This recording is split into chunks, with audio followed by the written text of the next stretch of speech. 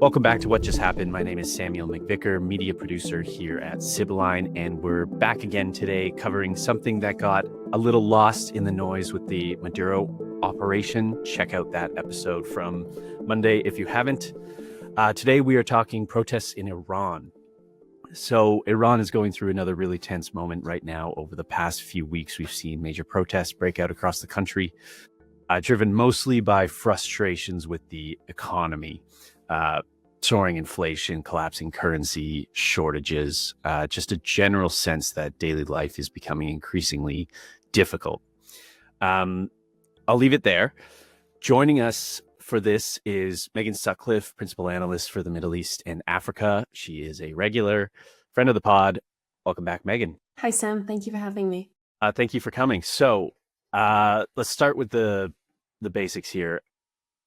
How do we get to these protests? And also, can you just speak about what we were talking about before we started recording? Last night, we saw these grow. Is that correct? Absolutely. So we're recording this on the 9th of January, which is the day that we're entering the 13th day of consecutive protests in Iran. These originated on the 28th of December, primarily in Tehran, when merchants in various markets and bazaars went on strike because of deteriorating economic conditions and the rapid devaluation of the Iranian rial.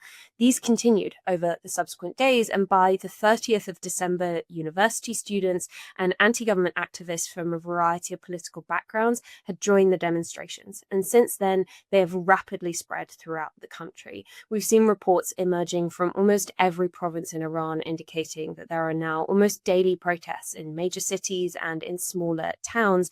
And these protests are becoming increasingly violent as they're being met with an intensifying government crackdown. Right. So can you just give us an idea of Iran's economic situation? I know they're getting hit with a bunch of different stuff. Can you just sort of briefly break that down for us? Absolutely. So, to put it very briefly, Iran's economy is not in good shape at this point in time. In the past year, we've seen the rapid devaluation of the Iranian rial. This time last year, it would cost you about 800,000 rial to buy a dollar on informal markets. But at the time of recording, it's going to cost you about 1.4 million rial. And the majority of that devaluation has occurred since September, which was when we saw the UN voting to reimpose nuclear sanctions on Iran based on its violation of the 2015 JCPOA, the nuclear deal that was struck under the Obama administration. At the same time, we've also seen inflation remaining extremely elevated in Iran. Even state figures would indicate that inflation sits at over 40% and that it is more pronounced for food staples. So life is becoming extremely expensive. Pair that with an increasing water shortage that's been observed over the past 5 years, but has become really quite acute in the past year. Iran's economy is really struggling. And the fact that we have seen merchants from across the country engaging in routine strikes, in closures of their shops, and going out onto the streets and mobilizing and calling for change, that really underscores just how acute this economic pressure is, particularly in the context of Iran not just facing economic challenges, but geopolitical ones as well. Yeah, understood. So let's pause on the merchants. Yeah, you mentioned merchants on strike. You've mentioned university students. Do we have sort of a central group or figure leading this movement? We don't necessarily have a central group that's leading the protest or a particular individual that's taking charge and mobilizing their supporters. That's pretty typical of protests in Iran. The repressive capacity of the Iranian government means that anyone who speaks out vocally or tries to lead a movement will end up in jail very, very quickly and will no longer be able to mobilize. But that's not to say that we haven't seen various groups and political movements calling for their communities to join into protests. So we've seen that in Sistan and Baluchistan, which is in southeastern Iran. It's a Sunni majority province where the Baloch minority is actually the population majority there. We've also seen Kurdish community leaders calling for greater involvement, particularly in the last 3 or 4 days. And then when we're looking externally, we've also seen the son of Iran's deposed Shah engaging in calls for protests and saying that individuals should mobilize in Iran to overthrow the Islamic Republic.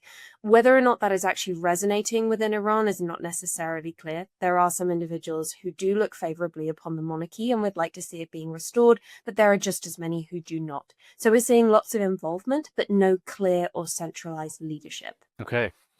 That's interesting that the Shah is back, or the son of the Shah.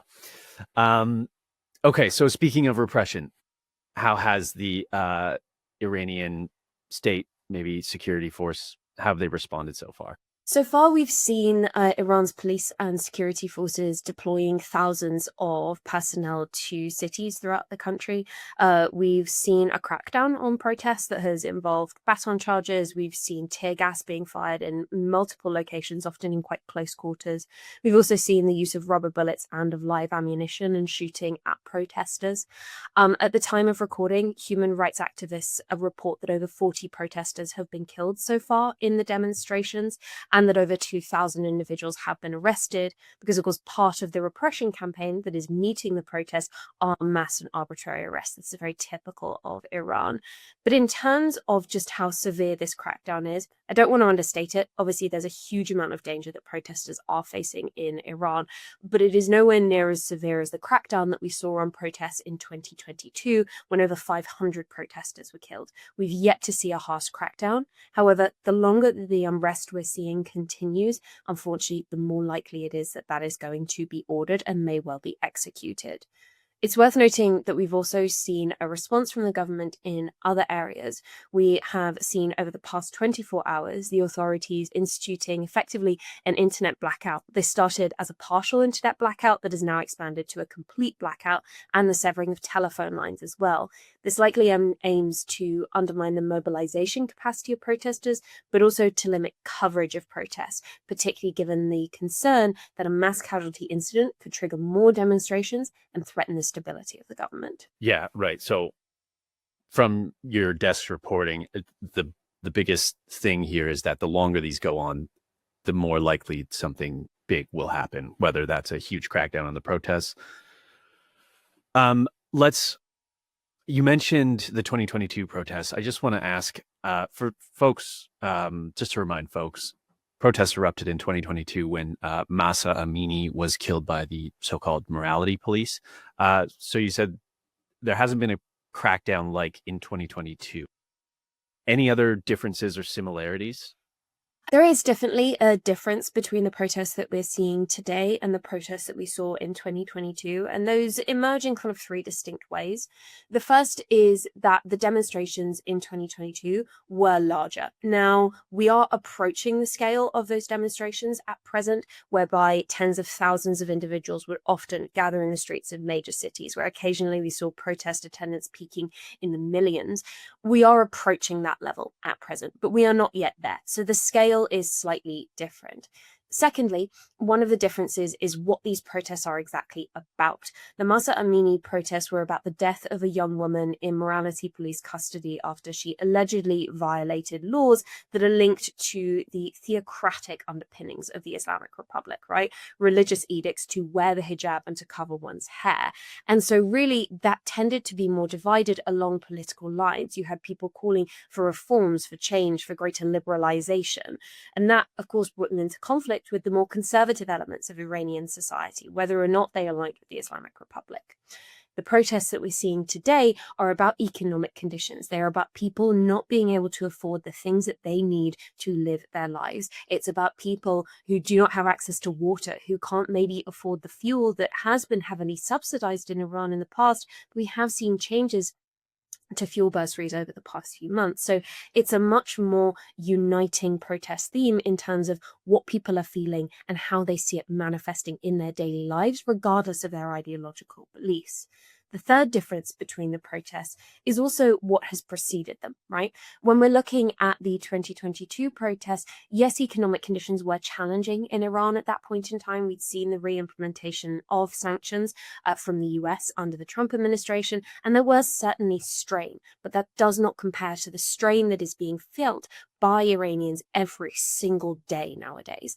And that's important when we consider the dynamics with the security forces, because if an individual is struggling to afford basic staples, we often work off of the assumption that that will influence the extent to which they're willing to abide by orders, by the extent to which they will be willing to crack down on protests that are possibly sympathetic to a cause they themselves believe in. So what we're looking at when it comes to differentiating these protests is a difference in scale, a difference in meaning of drive, but also a difference in the conditions that have led to them coming about. So it's certainly a rapidly evolving situation, and I'd be very cautious about making sort of complete comparisons to 2022, but it is certainly a useful touch point in terms of evaluating just how quickly this has prospects for escalating. Yeah, right. That's really interesting. The comparison of being on sort of a religious spectrum and whether you agree with that or disagree with that, uh, whereas the economic thing is something everyone can relate to. So your reporting has very clearly answered this question, but just for folks, do these protests threaten the stability of Iran's government currently, or is the regime still in firm control? Our current assessment is that at present and on their current trajectory, these protests do not face an imminent and critical threat to the stability of the regime. So it's unlikely that we're going to see sort of the rapid deterioration of the Islamic Republic and the end of Supreme Leader Ali Khamenei's leadership of Iran. That's not our most likely scenario for the next few days and even for the next few weeks. That being said, though, the protests are highly likely to continue escalating in the coming days and potentially in the coming weeks. And that in turn is going to trigger more and more of a crackdown from the security forces. And so when we're looking at this situation, our assessment of the stability of the regime, whether or not these protests really do pose a critical threat, really comes up against four distinct triggers that, if we were to pass them, would indicate that maybe we are moving towards kind of a critical threat to regime stability.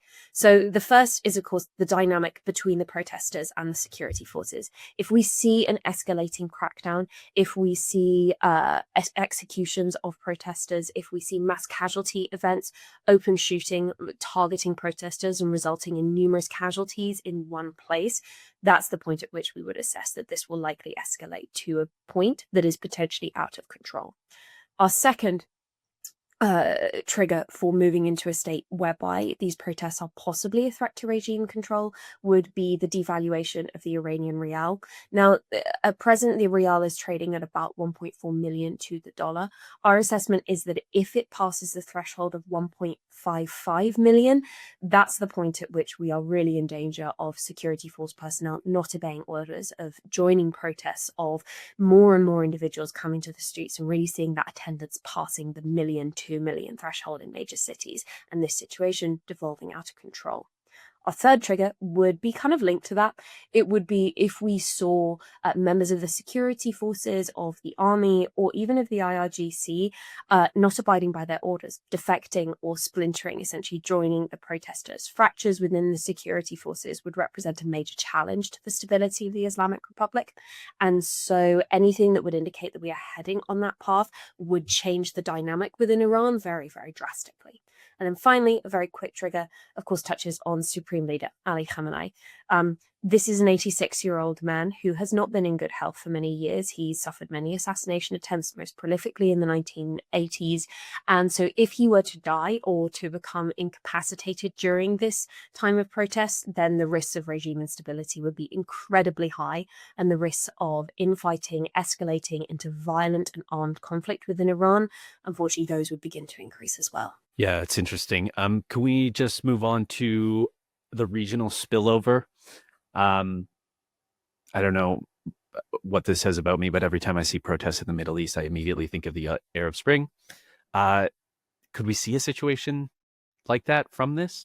I think it's unlikely that we would see an exact replica of the Arab Spring coming out of these protests. Obviously, there are a lot of similarities as people calling for economic, social, and political justice in sort of mass and largely leaderless protests. The similarities to the Arab Spring are not lost on us, for sure. However, when it comes to Iran, it is a relatively distinct context, and Iran is fundamentally quite different to many other states in the Middle East. And so that sort of contagion effect that we saw saw in the early 2010s, I'd be cautious to say that we would see it here. That being said, though, it is worth considering another aspect of instability, which is Iran's foreign relations, and specifically the Axis of Resistance, the group of proxy groups that it arms and supports throughout the region, most prolifically Lebanese Hezbollah and the Houthis, but also numerous militant groups that are active in Iraq, but also in Syria. If the Islamic Republic were to fall and those groups were to lose their support from Iran, the risks of instability in the regions in which they operate, so across the Middle East, but particularly Iraq, Lebanon, and Syria, would drastically increase because you would have highly armed militias essentially operating without a centralized directorate system and without the support of a major state-based backer. That would present a critical threat when it comes to instability and particularly intercommunal violence within those states. And so the threats to regional stability in that aspect, those would certainly increase in the event of state failure. As we move outside of Iran, let's move to the US and Israel. Trump, of course, said that if this escalates any further, if there is a crackdown, he will, quote, come to the rescue of the protesters. Not entirely sure what that means. But if the US and Israel were to respond, how would they do so? Are they likely to? So our assessment at the moment is that an immediate campaign of airstrikes from the US or Israel is not likely in Iran. That being said, though, the regime is certainly very cautious. It's not necessarily that those in Tehran believe that Trump is going to engage in airstrikes or is going to intervene in Iran, but they don't trust him not to do that. And that's a very specific dynamic here. And so that possibly is informing some of the caution that we're seeing from the security forces when it comes to deploying sort of the full wrath of their crackdown on protesters. But in terms of responses from Israel and Iran, the most likely course of action would be airstrikes. That being said, though, we're not assessing that that's imminent. Essentially, engaging in a campaign of airstrikes is not necessarily in the strategic interest of the US or Israel at the moment for two reasons. Firstly, if they were to engage in airstrikes right now, that would likely deter protesters from coming out onto the street. That's what we saw in June during the Israel-Iran war because people were genuinely concerned for their safety. Bombing cities while people are trying to protest is not a way to foster protest activity. And so that would likely stymie this movement that broadly the US and Israel have put themselves behind. The second concern would also be that engaging in airstrikes would give the Iranian authorities an external enemy that they could focus on, that they could rally support from the population and from non-aligned populations behind. It would drive home the message that there's this external enemy that's trying to undermine the economy and kill their civilians. And that can be quite a powerful message for a population that is in a state of distress. And so the concern would be that actually those airstrikes would be counterproductive, particularly when it comes to attempting to foster regime change from the bottom up within Iran. That being said, though, if we were to see regime instability critically escalating in the coming weeks, that it truly became unclear whether or not the regime would survive and who or which faction would come out on top in the ensuing infighting, that's the point at which our assessment would shift. And we'd see the risk of Israel or the United States engaging in airstrikes becoming more likely, much like we saw in Syria after the fall of the Assad regime. We saw Israel engaging in airstrikes to wipe out weapons depots, to effectively keep those out of the hands of what they perceive to be potentially hostile actors or a critically unstable state. Iran has thousands of short, medium, and long-range missiles, and so the concern would be that that would fall into a hardline faction's hands that would be willing to use them against US assets in the region or against Israel. And so in a state of massive instability, of potential escalation into civil war or factionalism, that's the point at which we would say that airstrikes would become more likely to wipe out those capabilities before they became a threat. Yeah, interesting what you say about the external enemy. That, as I understand it, typically is the line of the regime when these protests break out. This is a Western, ignore this Western meddling. Absolutely. Yeah. I mean, we've seen the Supreme Leader make a statement today saying that this is based on Western alignment. This is based on ISIS. This is based on, globalists, Zionists. I mean, it seems like everyone is involved in organizing these protests if you listen to the Islamic Republic. But the reality is that it does come from the ground up. Yeah, and then an airstrike would almost just prove his point. Exactly. Yeah, that's interesting. Okay. You kind of touched on this. I'm just going to wrap a couple questions into one here. What should we watch out for in the coming weeks as possible flashpoints? And as your assessment is now, is there a realistic pathway for this to become a sustained nationwide movement, or is there a wait and see situation currently? So, our major flashpoints would be how the authorities deal with protests in the coming days and weeks. If we see the crackdown escalating into mass shootings, into mass casualty events, that's definitely a flashpoint. If we see the Iranian real continue to lose value on international markets and pass that threshold of 1.55 million to the dollar, then again, that would likely be a flashpoint. If we were to see defections from army units or indeed from Basij paramilitaries not being willing to carry out orders, again, that would likely represent a flashpoint. And if we were to see high-ranking members of the regime splitting from Khamenei's messaging relating to the protests, which is essentially condemning any form of unrest and characterizing it as terrorist activity. If we were to see a departure from that, then again, that will possibly be a flashpoint for regime infighting, but we'd characterize that last flashpoint as being quite unlikely to emerge, at least externally, for the time being.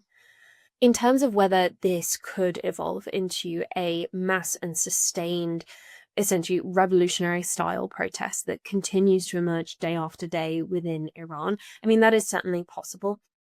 That, of course, was what we saw in 1979, and that deposed the monarchy, which was an incredibly powerful institution. And so we should never rule out the capacity of individuals to engage in that type of regime change. But I think it is also worth noting that since it came into power in 1979, the Islamic Republic has faced numerous challenges to its authority, not least the Iran-Iraq War, the protests in 2009, the protests that emerged in 2022, then the Israel-Iran war earlier this year, and yet it remains in place. And so I would caution against being too fatalistic that this represents a major rupture and the regime will be out incredibly soon. Because even if we did see a successful challenge to the regime's stability, and we did see kind of that critical rupture emerging within the security forces, that does not guarantee a transition to a peaceful, democratic, or even semi-democratic system within Iran. What we'd likely see at that point would be an escalation into extremely violent factional infighting, into the mobilization of various aligned forces, both internal and external, within Iran, and the devolution into an incredibly chaotic and dangerous situation for the millions of people that live within Iran. So we are certainly at a critical juncture when it comes to the history of the Islamic Republic of Iran, and it is certainly worth considering whether or not this is something that can be sustained, but I would caution against counting out the regime for now based on just over 2 weeks of protests. Thank you, Megan. Very interesting. Before I let you go, I just want to let the audience know that Megan shared with me yesterday a very fun piece of trivia that when Khamenei survived his assassination, he did injure his hand. Now he always shakes hands with the left hand. So there you go. A little piece of trivia for you. I thought that was fascinating. Now every time I see a photo of him, my eyes are immediately looking for that left hand. Megan's going to be doing some episodes for us on our other channel, Power Players, deep dives into individuals and organizations. Please go check that out. I'm sure she will be covering lots of Iran, lots of the Middle East, Sub-Saharan Africa. We do already have a episode out on the IRGC. So if you're interested in learning about the history of them, please go check that out and subscribe. Megan, thank you very much for joining us today. Thank you, Sam. Have a great day.